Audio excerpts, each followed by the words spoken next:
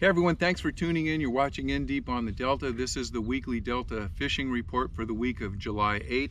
And I think this is about the third time I've tried to do the report. I've got a lot to go over and I'm trying to condense this in. So if it looks like I'm talking fast or I'm jumping around, just forgive me, but stay with me during the report. I've got a lot to go over. For those of you who were out the 4th of July weekend, I give you kudos because the place was a madhouse out here. And for those of you who stayed out here and fished through the weekend and did well, this is a good report this weekend as far as fish catching goes. Congratulations to you guys, and I'm glad you made it through the weekend. Now, we started off the report with Jax showing off a couple of his fish. Jax is a young angler and he's with the Delta Saints Fishing Club. And I wanted to just take a real quick brief second to shout out to all the young guys out there that are fishing these clubs. I'm glad to see you out here, and everybody's glad to see you out here.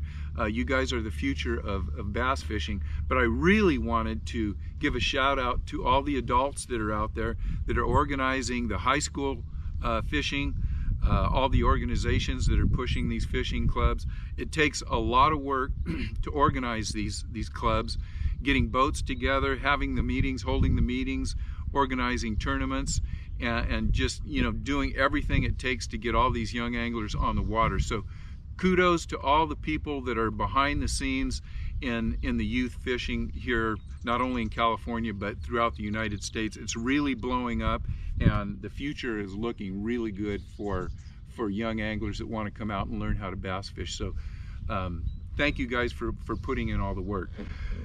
This week, I will concentrate mostly on the reports that I got from you guys. I've got a ton of reports, and I got a really good idea what's going on out here in the last week and through the weekend, the 4th of July weekend. So we're going to talk about that.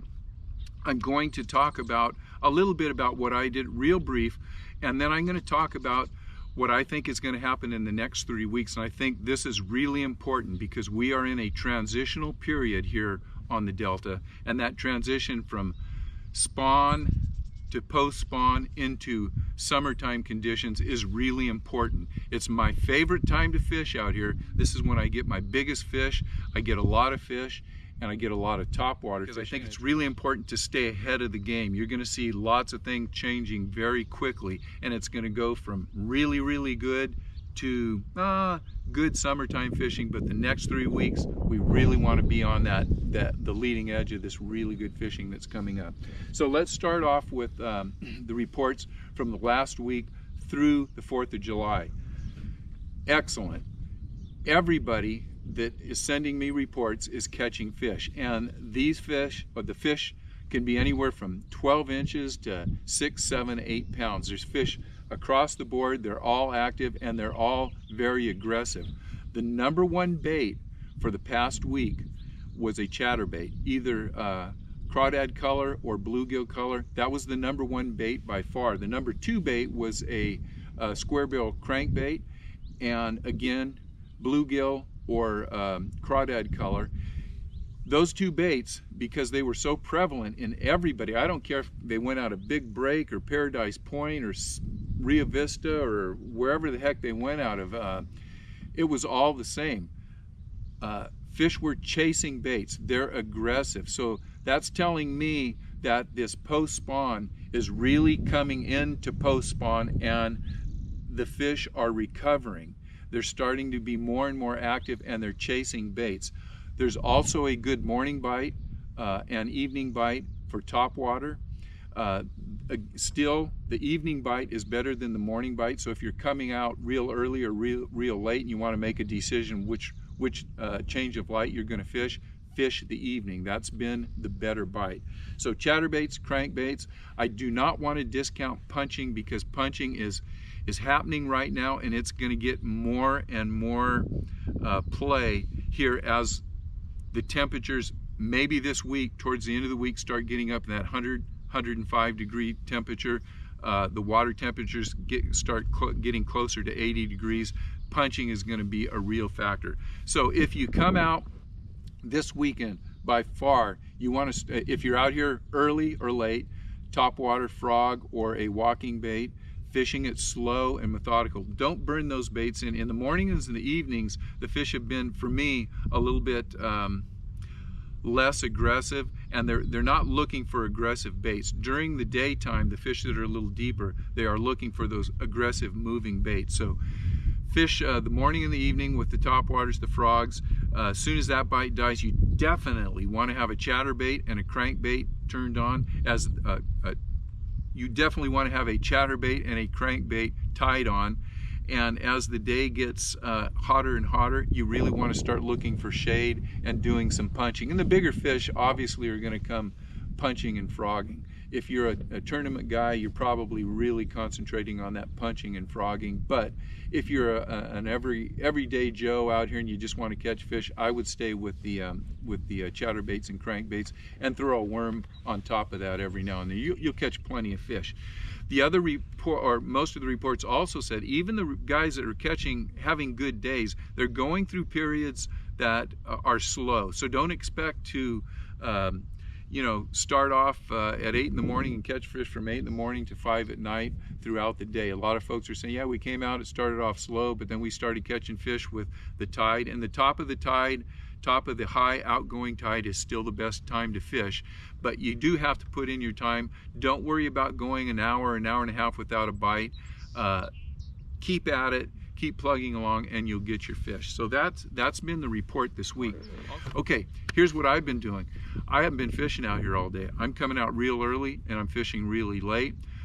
Both bites are coming on. The morning bite is shorter than the evening bite. It can last anywhere from 15 minutes to maybe 45 minutes, depending on how the tide is coinciding with the change of light. But the morning bite is getting better and better, but still the evening bite is much better. I'm using frogs, I'm using walking baits and poppers, and I'm fishing them very slowly and methodically, and the bigger fish are coming up, not to the baits that are being burned in. Whopper ploppers also, a few fish on whopper ploppers, but smaller fish on the whopper ploppers. The bigger fish are coming up with that, erratic retrieve, stop, let them come up and look at it, move it, stop it, they'll come up, the bigger fish will come up and grab it. So really be aware that mornings and evenings have been very good. And when the bite stops, it stops, and then I will switch over to a chatterbait, and the chatterbaits usually pick up real quick after the topwater bite stops. What do you want to do in the next 3 weeks if you really want to catch fish? Obviously, if you can get out here real early or get out here real late, that's the time to be out here. If you're going to fish through the day, just remember that as the wind dies down, the visibility is probably going to get a little better out here. We're going to have about, I'd say, 5 feet of visibility, and the water temperatures are going to be 75 to 80 degrees coming into the summer months. So that is going to trigger some things that you need to think about when you're coming out here fishing. Number one, you get into your spots, turn your trolling motor speed down. Be stealth out here, as stealth as you can be.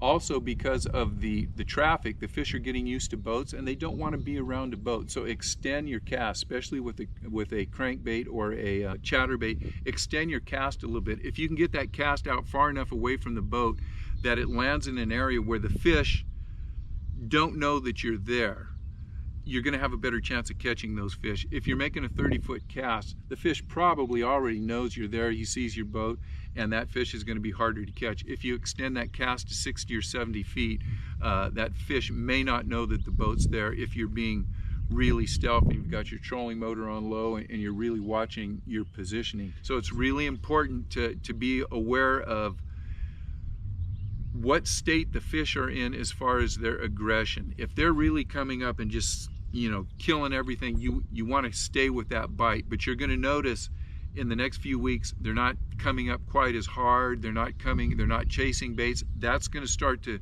show that summertime progression where you're going to have to start slowing down and actually going into punching and worming and tule dipping and things like that. So just be aware of that.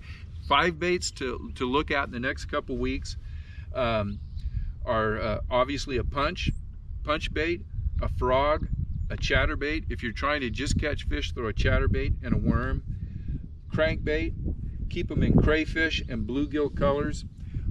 Those are your 5 or 6 baits that you want to just stick with. Stripers are out here. They're just a little harder to find. They're moving around. With that, I'm going to do an interview with Jeff Soo Hoo. As soon as he gets done fishing for salmon out in the ocean, he's going to be back here fishing for stripers. And what I'll do is I'll make sure that I talk to Jeff, and I'll really try to corner him. I don't know if he's going to answer my questions or not. I think he will. He's pretty honest with his information. But for you striper guys, I'm going to talk to Jeff about when he gets back on the Delta, what he does to find the stripers, where he looks, what kind of current he's looking for, depth, you know, types of banks. I'll try to get him to give up how to go about coming out here and locating stripers. So for you striper guys, make sure you keep up with the bass report.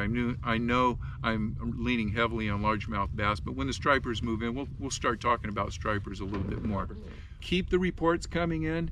The fishing is good out here, guys. Get on out here, and especially after the 4th of July weekend, I can't believe how many great reports I got with with this river being such a madhouse. I'm thinking when the traffic dies down, it's only going to get better and better. One thing I might have forgot to add is most of the people that are catching fish are fishing really close to tules. If it's rock and tule, like on the bank behind me, go down the rock bank, but really concentrate on the tule clumps. They've also been saying that the fish are biting on the windy side of the bank. Last couple weeks, because the wind was blowing, I'll say 15 to 25, I was getting out of the wind, but now the wind has died down. It's maybe 10 to 15. It's reasonable to fish the windy sides of the bank. And if you're fishing into tule walls, look for those little points or the offshore tules, maybe a little clump here or there, and concentrate on the oddball little pieces of tule that are out from just the wall of tules, and that might help you catch a few more fish. So thank you guys for watching. Now's the time to get out here the next few weeks. Watch for the transition. Things are going to be moving a lot. If you haven't subscribed, make sure you subscribe. Do me a favor, tell a friend, tell him to subscribe or her to subscribe. I don't care. Anyhow, thank you guys for watching, and I'll see you guys on the water. Good luck until next week. Bye-bye.